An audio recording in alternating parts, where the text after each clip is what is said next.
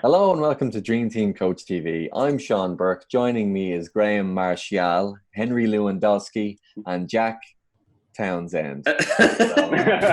You've all got footballers' names, okay? Nice. The mystery word game is still going, so if you'd like to play along and you don't want to know what it is, look away now.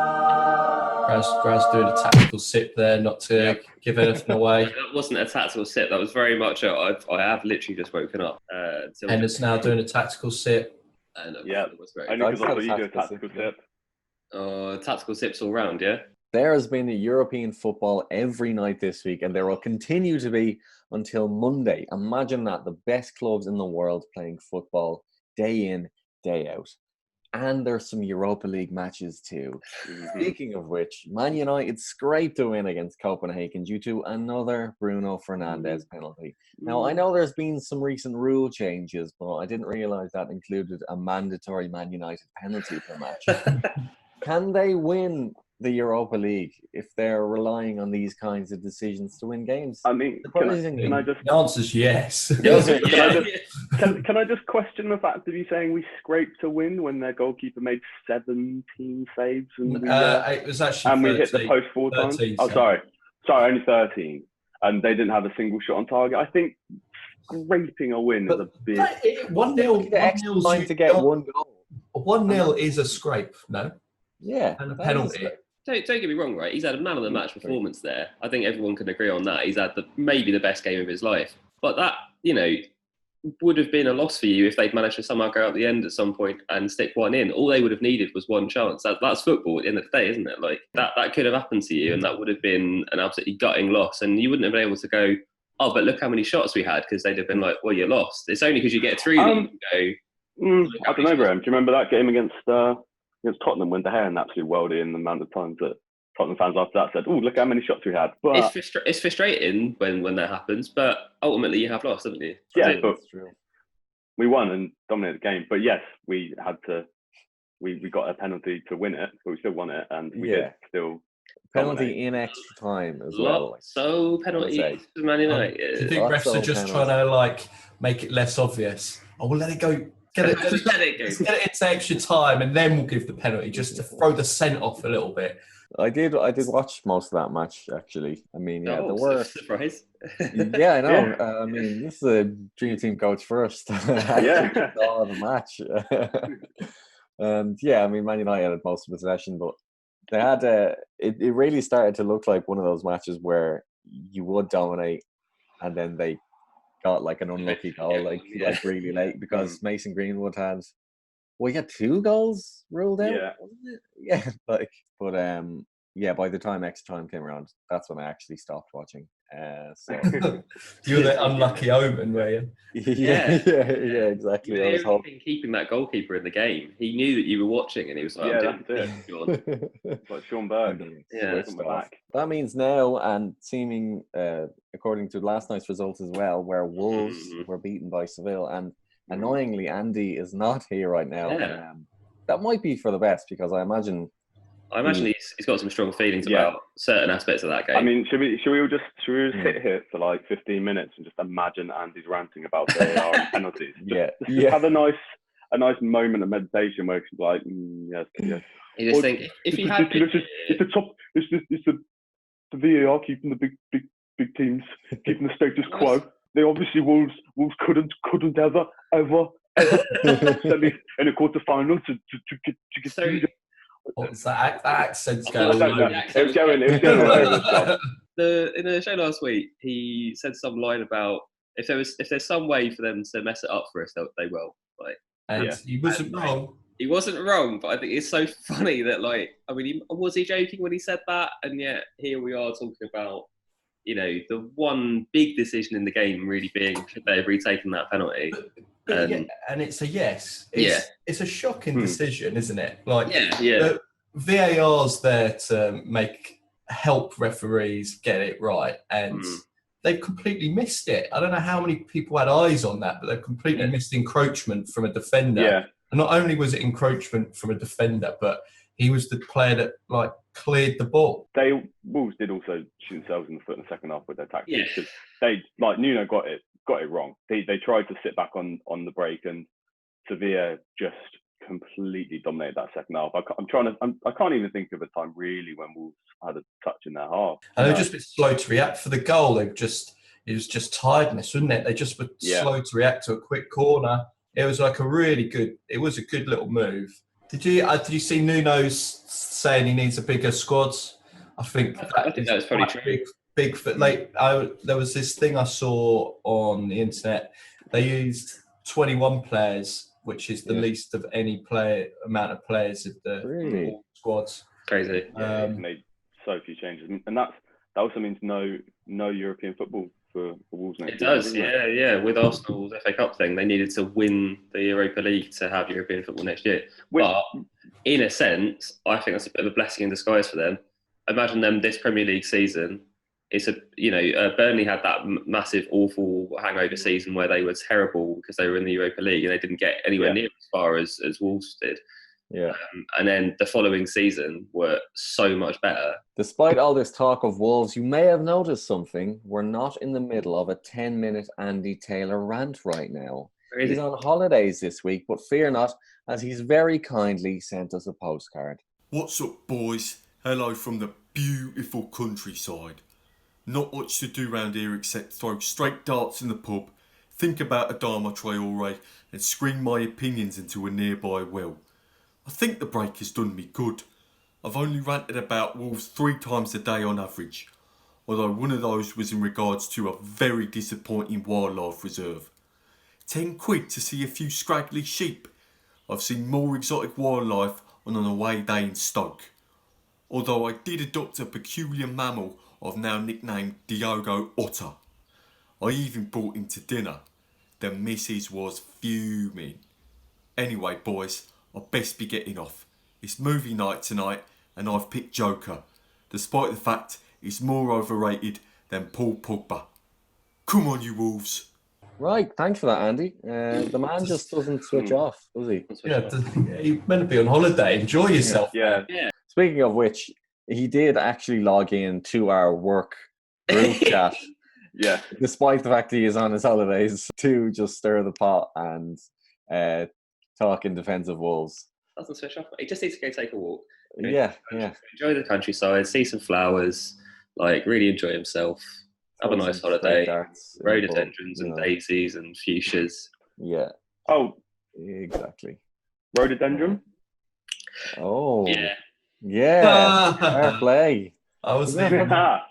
He went for the first one and all. He threw a few in there to try and throw him off the scent. I thought fuchsia would cash you out. Rhododendrons. Where are you ever going to be talking about rhododendrons? It's the hardest flower to sneak in, isn't it? I thought it was a shape, so fair play. It's the dankest part of the week. Each one of our panelists has created a meme over on the Dream Team Instagram page, and you folks get to vote for your favorite. Okay, let's bring on the memes. I mean, this is great. The fact that it's that fall. And the fact that he's in black and yellow as well. Also, why is that woman trying to trip him up? What he's trying to do? You have to hope that they know each other, and that's not just a random child that she tried to sweep the leg off. He really commits to it. Absolute pace. That's Kelly Holmes style finishing. Oh, this is a big one. The noise Only way to light a fire. Yeah. Again, is that a child responsible for noise? No, I don't think so. In the full, it's a child. In the full clip, there's a father putting the firework in, and then okay, and then the kid just gets to aim it. It is a kid, right? But also, he has got I'm assuming they put it on there for him. But if he deviates from that at all, people die. Yeah. He needs to. He's probably a seasoned pro at the age of 5. Oh, I love the seagull.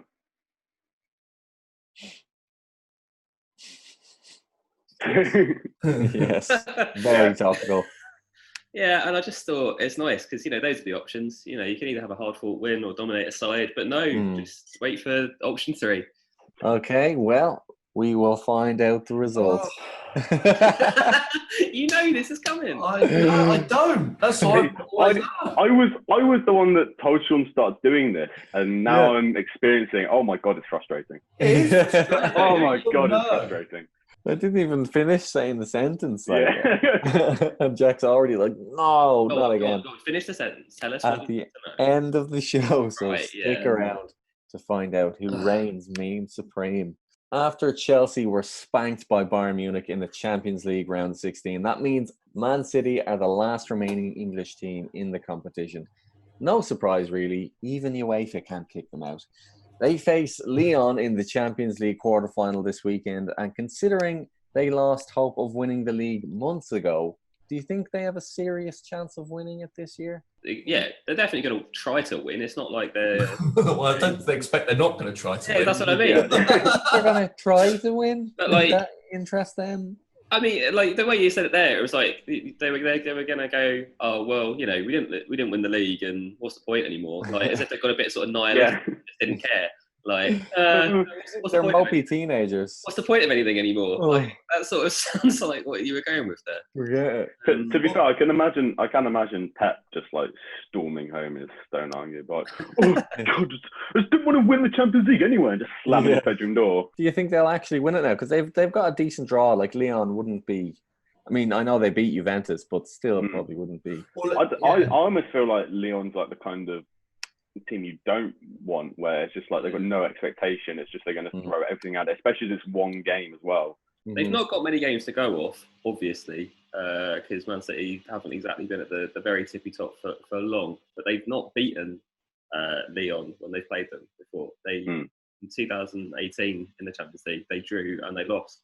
That's not that long ago as well. So exactly, this isn't a markedly different team for Man City, at least. I don't know exactly what's changed for Lyon, but I think if De Bruyne switches it on, you can't, and like if he's ticking, you've just got to think, Man City, he can pick out anyone, and they've just. I mean, Jesus. I know they're saying Aguero isn't there, but Jesus is a quality forward. I think this whole knockout format is going to be really interesting. The fact that we get a game every night as well, it's great stuff. Yeah, I don't know. I just can't look past Bayern Munich winning the end of the season, mate. They look so good everywhere. Like Lewandowski's he's been in incredible form for the last 5-6 years, but he's like forming his life right now. Still got a contest with Messi, haven't they? Yeah, it depends what kind of Barcelona you get as well, because like this is a difficult season for Barcelona all round, and I do really think like we are seeing. I mean, if you look at like Juventus going out with Ronaldo, we're looking at the beginning of the end potentially for these two who've been at the like top for so long. If Barcelona don't win it this year, they failed to kind of rebuild the really strong squads they had. To, like, capitalize since like Xavi, Iniesta, and that lot of gone. Just going back to City, if Pep doesn't at least make the final again this year, are people going to start questioning him a bit? Because since he left Barcelona, I don't think he didn't get close with Bayern. It's 9 years since he's won the Champions League. He failed every year with City. Yeah, but it's mad. It's mad for any other club, really, that kind of pressure, isn't it? To think that a man could still like walk his way to the Premier League on several occasions and domestic cups, but still get sacked for not winning the Champions League. But you look at what he did at Bayern Munich. He came in after they won the treble. Yeah, and didn't get them anywhere near the Champions League final. Now that all this pesky football is winding down, we can finally focus on the stuff that really matters: transfer rumours. The transfer market has wasted no time in kicking off. Werner to Chelsea, Tsimikas to Liverpool, and Sancho to absolutely nowhere. So I thought we could have a quick chat about the kinds of signings our teams need to make. Henry, I feel like I'll start with you for some reason. Have Man United been in for anyone lately at all? Because I haven't really heard anything. If you couldn't tell from my meme, this week. The classic Manchester United linked with a big name every summer, and it just rumbles on and on and on, is in full swing. And this time, it's Jadon Sancho. I'm still quietly confident. I think that it's going to be one of those where there's too much noise around it for it not to happen. Yeah, but that's a ridiculous. It's a ridiculous statement to say, but you're basically saying that because so many people are talking about it, Dortmund are going to go, "Oh crap, we're going to have to sell him, lads." Like, I don't know how many have you seen? There's a lot of tweets and stuff. A lot of people are saying we're going to sell him. So I guess the Twitter jury's out. He's got to go. Yeah, Look him. I don't know. I think they're waiting to sort out the pie with his replacement. But what about the deadline that they set though? Hasn't that been? That hasn't gone, mate. Yeah, he came with them to their training, their pre-season training. Now, I'm sure you'd like him with your squad. I don't know, because he would probably just be training with a lot of kids back in Manchester, because our squad's in Germany. So he's probably all right training in Dortmund at the moment. Hey, he can join up with the lads for the Europa League after party and then fly back. It's not even that far. What other positions then do you think that Man United need to fill in this window if they've got a hope of continuing the progress they made this season? I think another world class or very good centre back alongside Maguire, because I think that the criticism that Maguire's got in the season is ridiculous. I think he's completely changed the mentality of the team, the aggression of the team. Defensively, we've had the third best record this season. And that's apparently with De Gea, who's done an over the hill and finished as a goalkeeper. It's worth noting as well, purely because this is a dream team video, that Maguire was the highest scoring defender in the game last season. Mm-hmm. Yeah, which might come as a surprise to you if you think he's not been very good. But I mean, there's a reason why he's picking those points up. Like, that doesn't happen by accident. No. There's always an element of some players become kind of banter players, but it doesn't necessarily reflect how they're actually playing. Like, do you know what normally does reflect that, Sean?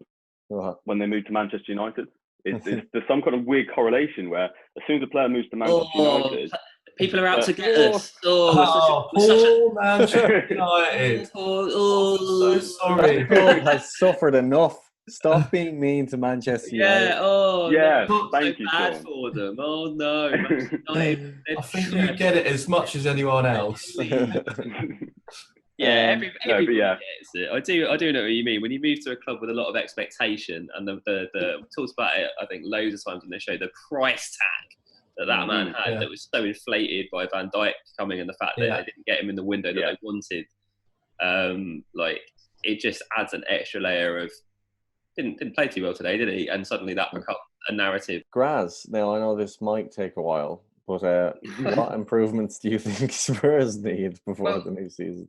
I think it's good. This week we already have made one of those improvements. I think with Wolfsburg, was it?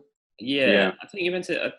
I'm not sure exactly how you meant to say it. Pierre, I'm going to spend all season getting. That sounds. I've heard people say Højbjerg. I think it's not. It's like a soft G at the end somehow. But I'll have to look into that.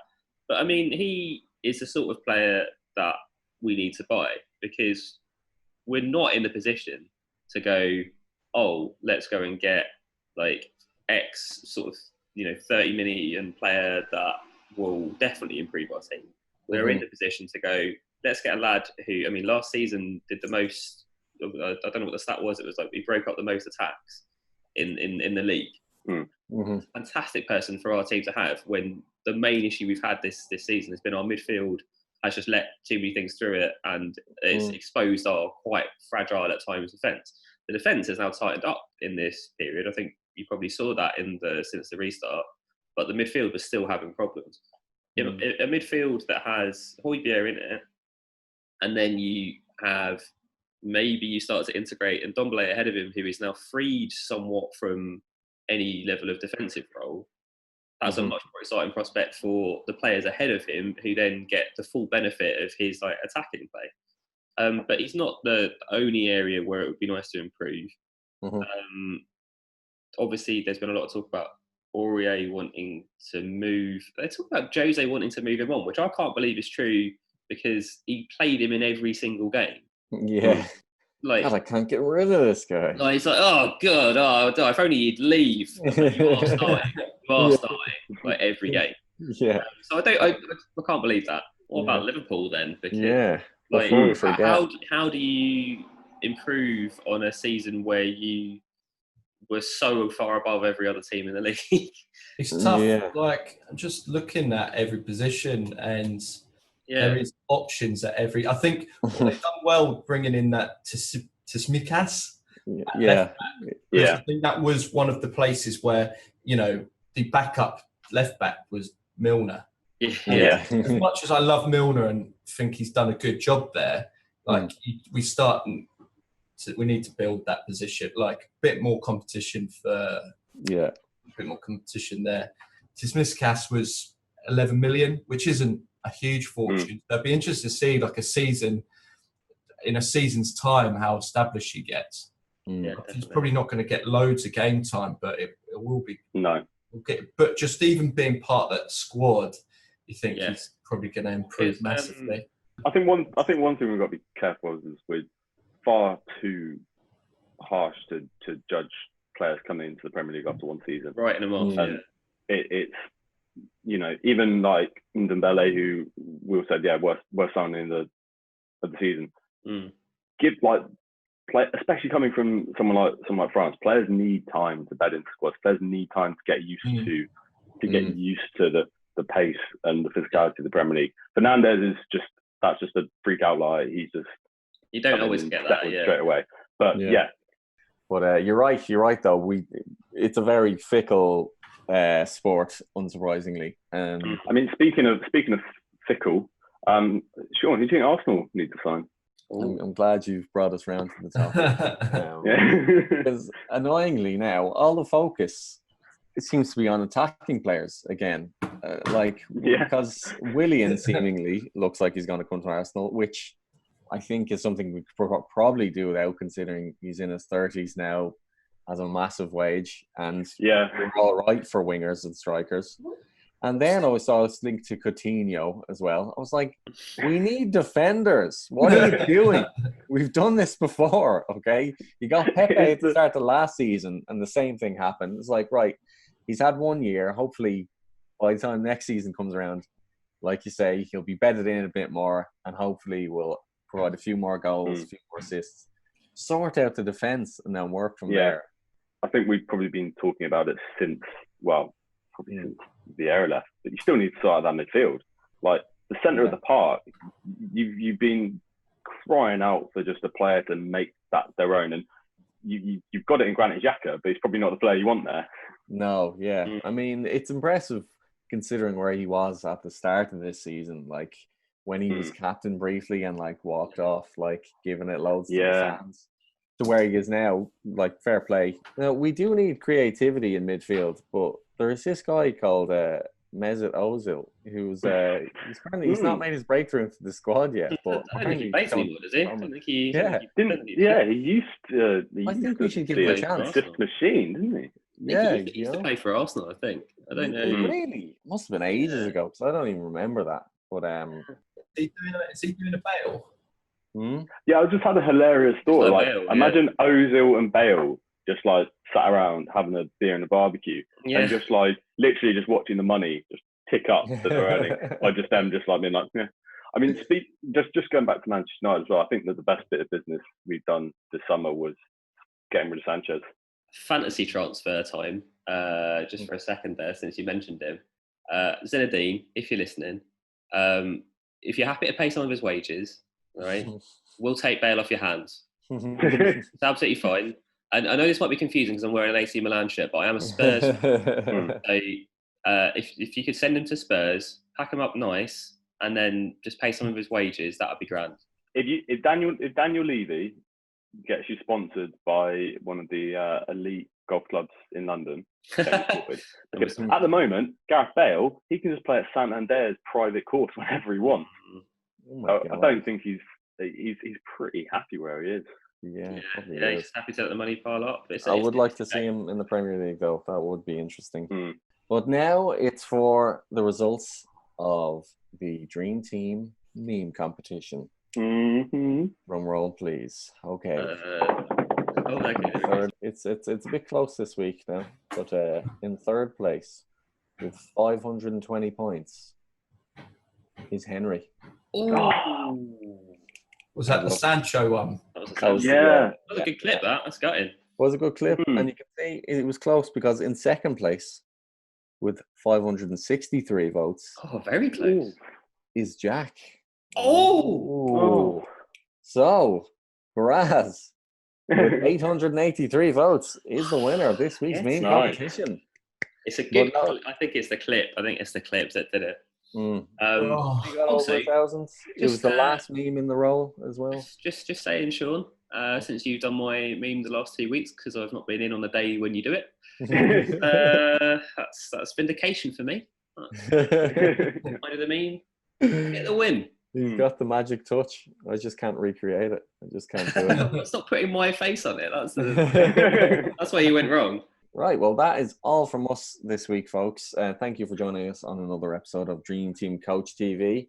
We will see you again next week. In the meantime, enjoy all this juicy Champions League football. Take care. Bye. Bye.